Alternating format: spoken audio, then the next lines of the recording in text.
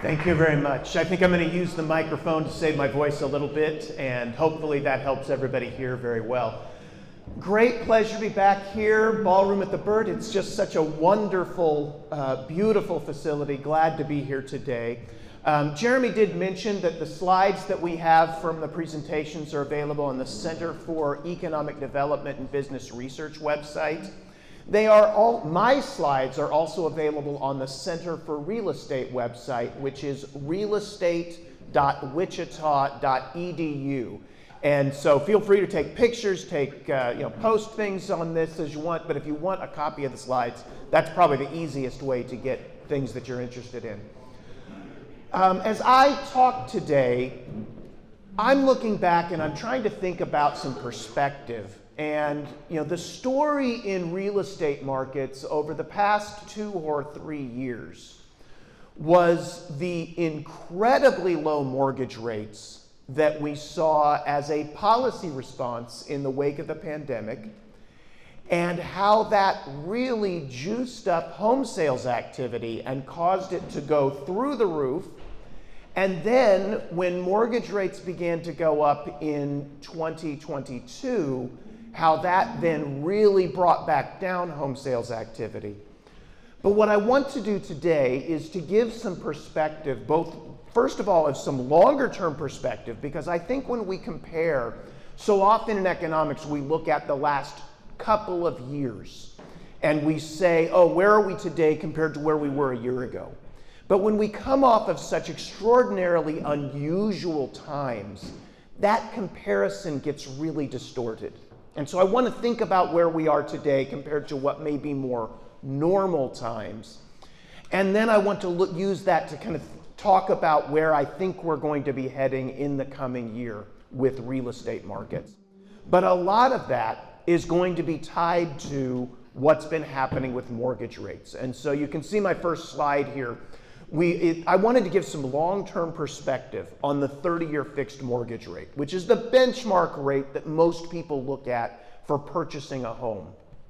And the thing I want you to notice is that since the Great Recession, the financial crisis that started in 2008 and continued for a period of time, by the way, all those blue shaded regions on my charts, those represent official recession dates.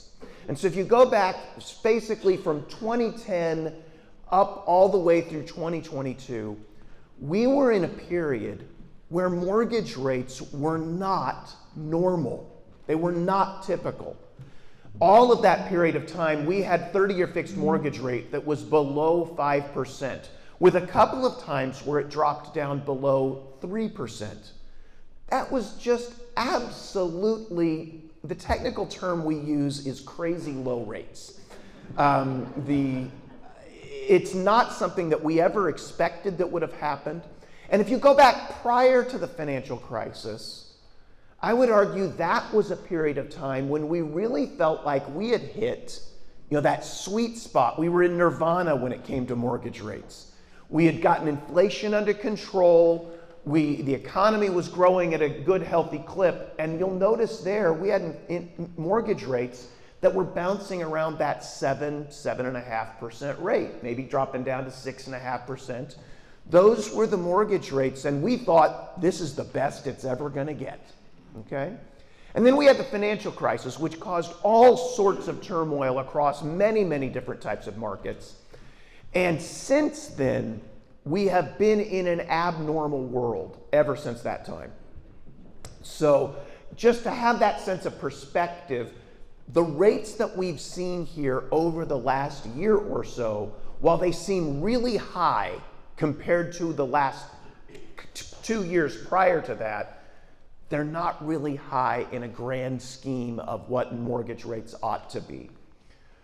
So as we look at that then, I actually have a lot of optimism that mortgage rates will continue to come down. I think the last figure that I saw was about 6.7%, maybe just a little bit below that is where those mortgage rates have been. And I actually have some confidence that they will come down further. And the reason for this is several-fold.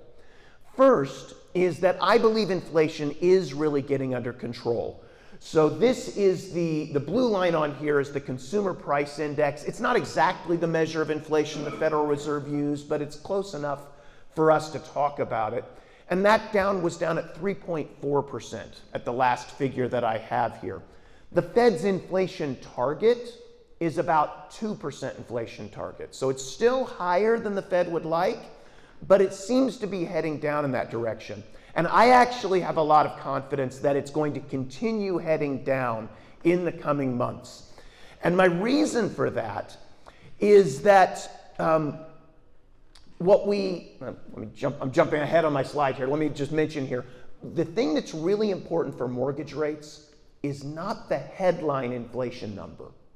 Instead, it is what financial markets believe inflation will be in the coming years, okay? It's inflation expectations that get built into the 30-year fixed mortgage rate, not past inflation.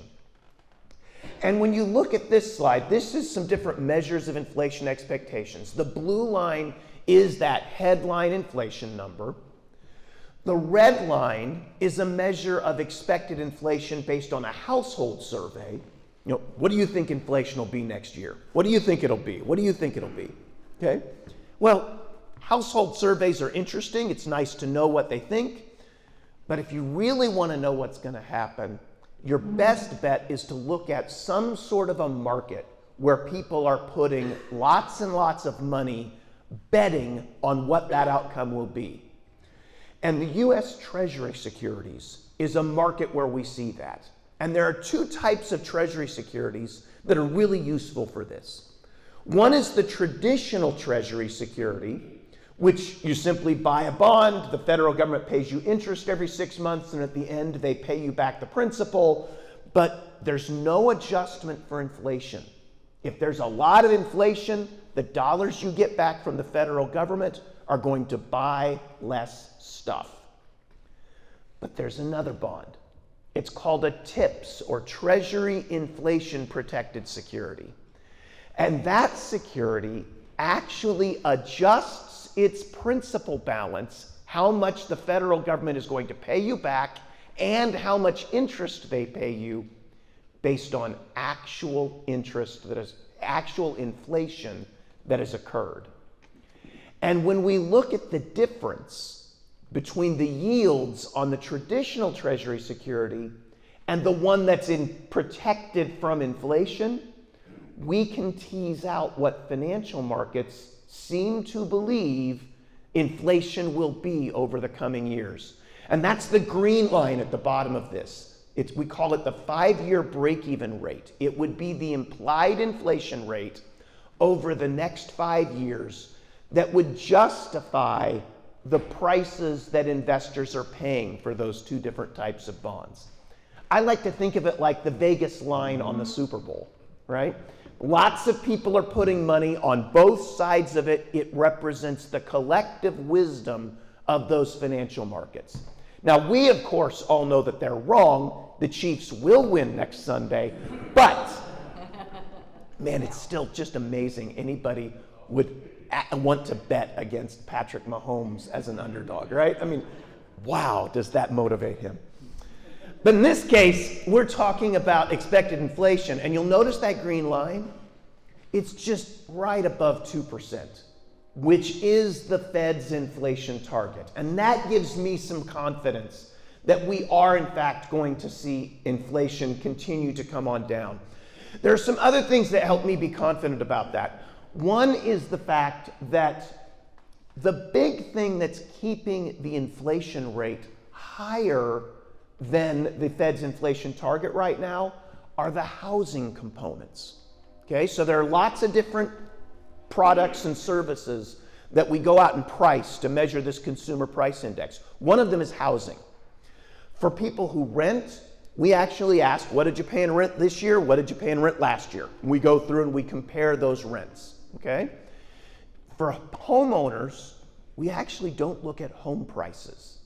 We look at a number called owner's equivalent rent. What would you have to pay to rent your house. And the reason we do that is because we're trying to separate out the consumption side of housing from the investment side of housing. When your home price goes up, you are wealthier, just like when your stock market portfolio goes up, okay? But that doesn't mean that you're spending more money on your housing component. So we try and separate those out through this owner's equivalent rent. It turns out that owner's equivalent rent tends to look a lot like the rents that we see for apartments and single family homes and so forth, of units that are actually being rented. Now you will see those components right now are still extremely high, around a little under 7%, 6.5% in the last measure that we had. But it's been coming down. And in fact, both of these measures tend to be very lagging of what's actually happening in the markets. There have been some surveys that have been done by national apartment firms that look at what's been happening with new rents, people who sign new leases in apartments. And over the last 6 months or so, those have begun to show that apartment rents nationwide have begun to decline. Not a lot, but they're no longer increasing at the same rate that they were before. Now, it takes a while for that to show up in the CPI numbers because you might have signed a lease 6 months ago, it was up quite a bit from where it was the year before, so there you have that increased measure. But when you sign your new lease 6 months from now, typically a year lease, then that measure is going to show much more moderate inflation in that.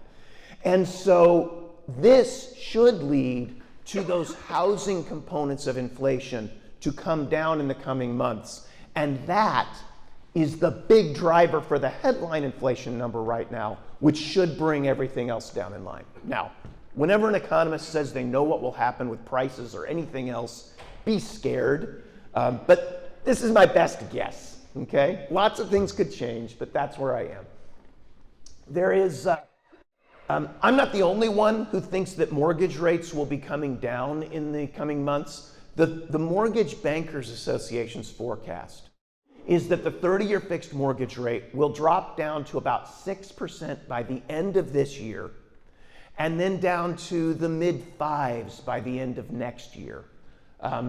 So that, I think, is a very realistic number. If you asked me, what is a normal, typical 30-year fixed mortgage rate in a healthy economy with low inflation and nothing funky going on in financial markets, I typically think that's somewhere in a 5.5% to 7.5% range. That's my ballpark.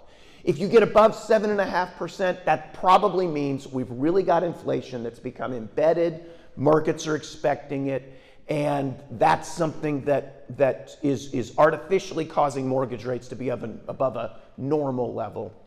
If you're below that 5.5%, that probably reflects something strange going on in financial markets, okay? And that's where we've been for the last 15 years or so. And we finally seem to be getting back to normal. So when I go back and I look at that then, there's one other factor that I think helps me be more confident that mortgage rates could continue to come down. And on this chart, you can see the 30-year fixed mortgage rate. That's the top blue line. The red line below it is the 10-year Treasury rate. Typically, this is the benchmark rate to which the 30-year fixed mortgage rate is tied to. The green line at the bottom is the difference between these two. I call it the mortgage risk premium. It's how much more you and I have to pay for our mortgages than the federal government has to pay, because it turns out we're not as good of a credit risk, okay? And you notice there that mortgage treasury spread, that risk premium for mortgages, typically is in about a 1.5% to 2% range, or about 1.7% is the average over going all the way back to 1985. And it very rarely goes above 2%. Recently, it's been up close to 3%. And I don't exactly know why that mortgage risk premium went so high. But the two things that really give me some optimism with it, number one, notice that when it's been up above that 2% range in the past, it hasn't stayed very long. It's come back down. This has been a remarkably steady risk premium that we've seen. And the other thing that I would notice is that just in the last few weeks, it has begun to come down, and it's heading back towards that 2% range. And the reason I'm mentioning that is that if that mortgage risk premium drops back down to its more typical level, that gives room for mortgage rates to drop 50, 75 basis points or more without the 10-year Treasury having to come down at all, okay? And so that too is something that I think will help bring down 30-year fixed mortgage rates. Now, why do I think we could end up getting down to that 5.5% level? I said that's the lowest level I think is normal. I think we could even maybe get a little bit lower, not a lot. But the reason is that we do still have some funkiness going on in financial markets. And that is the Federal Reserve continues to hold very large volumes of mortgage-backed securities. Again, you go back to 2008, prior to the financial crisis, the Fed never purchased mortgage-backed securities. They then purchased them, they bought up over $1 trillion worth, then they upped it again to about $2.75 trillion. And in the wake of the pandemic, they increased those purchases one more time. That increase up to $2.75 trillion. That's why we ended up with those sub 3% mortgage rates. Right now, they are letting those run off the books. They're not actively selling mortgage-backed securities, but they are allowing the ones that they own as people pay off their mortgages. They're not replacing them with new ones. The fact that they still hold a lot keeps mortgage rates lower than they would be otherwise, but that pressure is going to continue to ease over time as they let that portfolio wind its way down. Does that make sense? So again, that's my view about mortgage rates. I'm really very optimistic about where that's going to be, and I think we're really settling into something that I think is healthy and good for housing markets going forward. So with that, what have we been seeing in the housing market itself? And home sales activity, I mentioned these sort of two facts of the last 3 years or so. One was that sharp increase in sales, and you can see it here starting in 2020. That red line is a moving average. The blue bars are the actual home sales in Reno County reported by the Mid-Kansas MLS. The red line is a moving average to get through the normal seasonality. And you can see in 2020 and 2021 through the first part of 2022, home sales were really increasing at a pretty remarkable pace. And if you listen to my presentations that I had prior to the pandemic, I talked about the big concern that we had at that time was home sales activity really can't increase because we don't have enough inventory. That was a problem across the state, actually across much of the country. Tight inventories were a big problem. And you can see that right here. This is the number of active listings of homes that are available for sale. And it turns out that those inventories that we had, maybe 250 homes available for sale prior to the pandemic, those were tight inventories, okay? Those were numbers that we were in a situation where realtors were telling us it's really hard for buyers to find homes that they want to buy, okay? Well, in the face of the pandemic, the demand with those low mortgage rates and some other things that happened just went through the roof, and they picked all the meat off the bone. I kept asking realtors as home sales were going up, where are you finding homes to sell? And they were being incredibly creative, and things were selling, and we had bidding wars. Bidding wars like we had never seen before. House would go on the market, and one way we measure some of this inventory issue is we measure it through a number called months supply. What we do is we take the number of active listings and we divide it by the average pace of sales over the past year. So let's say you've got 100 homes available for sale on the market and you're selling on average 20 homes a month. Well, then you take 100 divided by 20, That would be a 5-month supply. We typically think of a balanced market, that green shaded area is a 4 to 6 months supply. Well, when we got into 2021, I had realtors telling me we don't have a month's supply, we don't have days supply, we have hours supply. They could put a house on the market and literally have 10 offers by the end of the day. And it was just the absolutely craziest market that any of us could ever see. And again, if that's what you're comparing to, you have a very distorted picture of reality. The thing that I want to highlight on here is that you'll notice in Reno County, much tighter inventories than in the US as a whole. That's true across the state, very tight inventories. You go there and it was below a 1-month supply. And it was a tight market prior to the onset of the pandemic. It was a crazy market after that.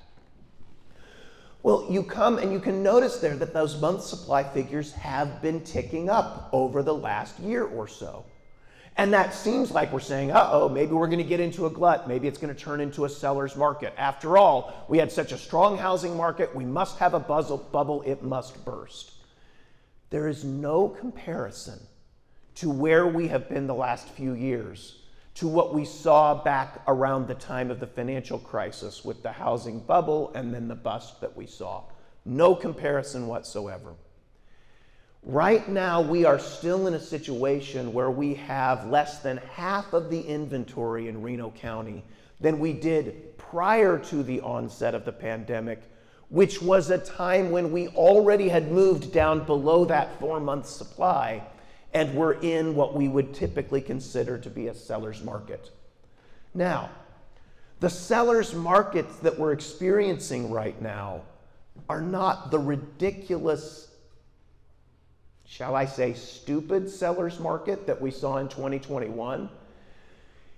We saw bidding wars in situations where people would pay, and we had roundtables here and had discussions here with realtors here that would say, look, buyers are coming in, they're making offers that are 10, 15% above asking price, they're waiving inspections, they're doing everything they can.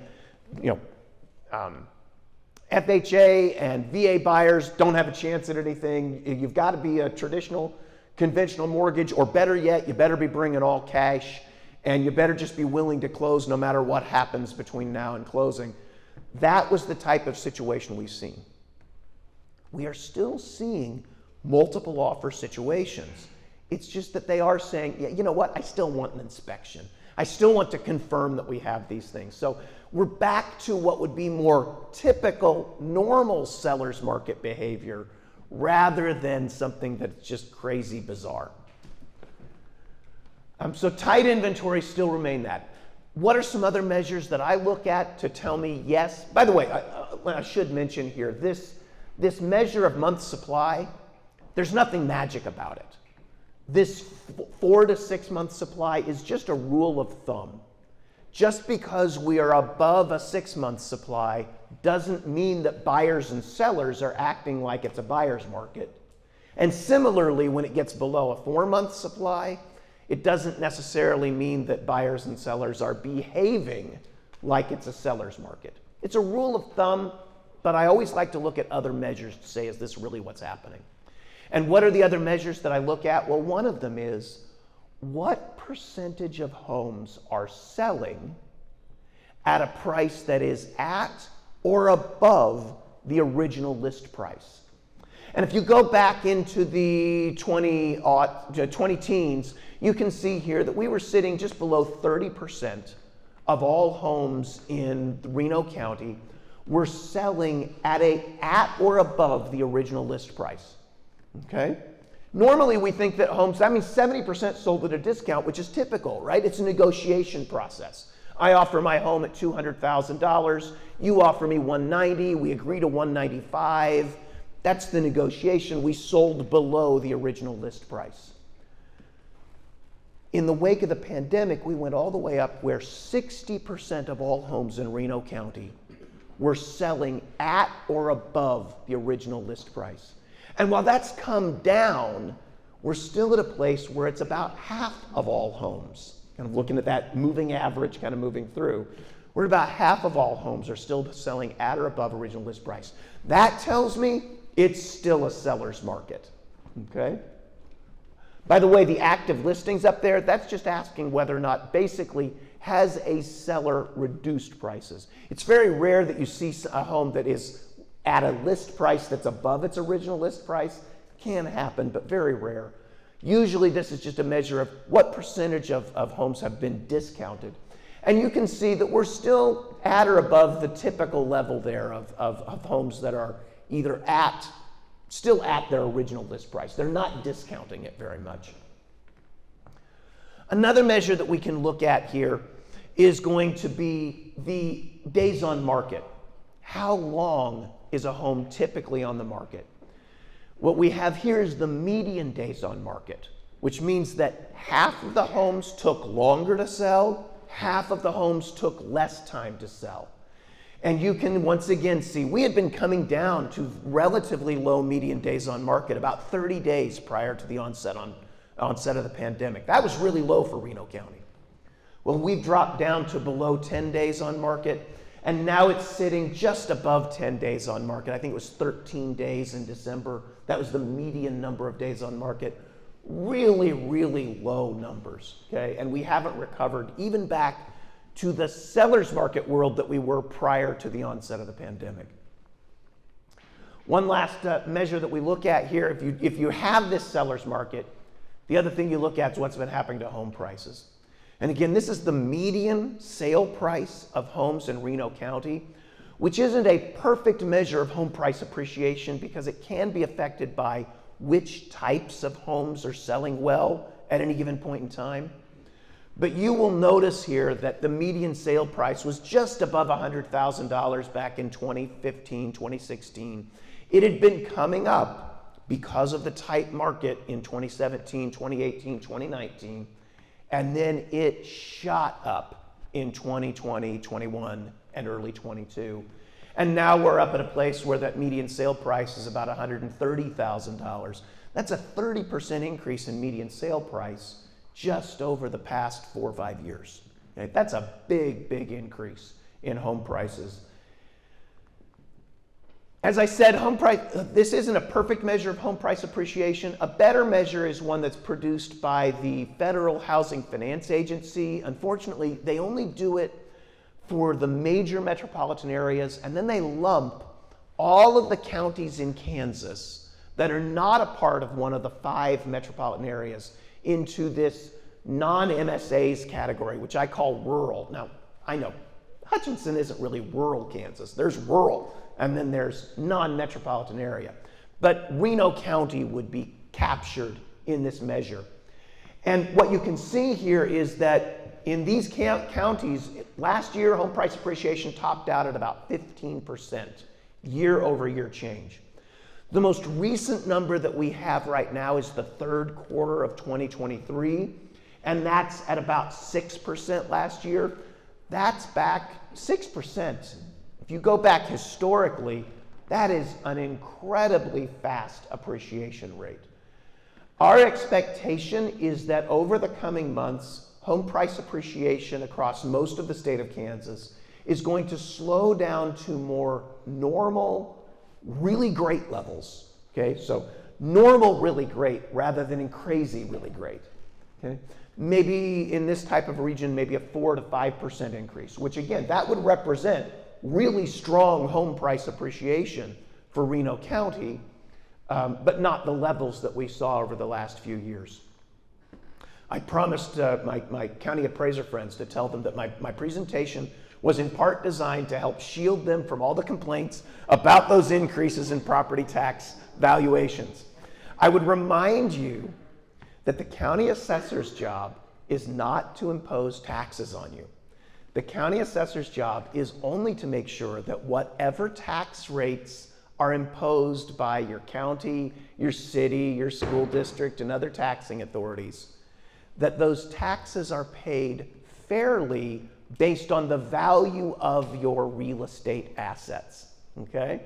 And so it is painful when we see those property tax increases go up, those property tax bills go up.